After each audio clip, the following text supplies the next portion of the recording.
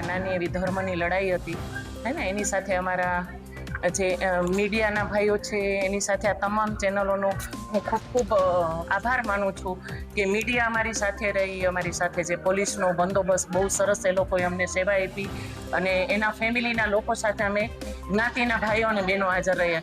ખૂબ સુંદર અંત, ખૂબ સરસ સુખદ હે ને, જેની અમે રામાનંદી સાધુ સમાજ રાહ જોતા હતા.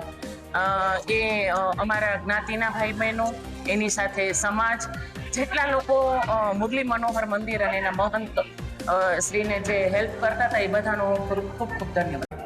આજે અહીંયા એવું લાગતું હતું કે હવે અહીંયા સુખદ સમાધાન થઈ ગયું છે અને ઘીના ઠામમાં ઘી પડી ગયું હોય એવું લાગતું હતું, પણ ના, થોડી વાર પછી પાછી જે ઘટના સામે આવે છે, પોલીસ બાપુને લઈને અહીંથી નીકળી ચૂકી છે, કોના ઈશારે કામ થઈ રહ્યું છે અને બાપુએ પણ સનાતનને બચાવવા માટે થઈને શ્રદ્ધાળુઓને હાકલ કરી છે. ધર્મના રક્ષણ માટે સાધુઓનું બલિદાન છે.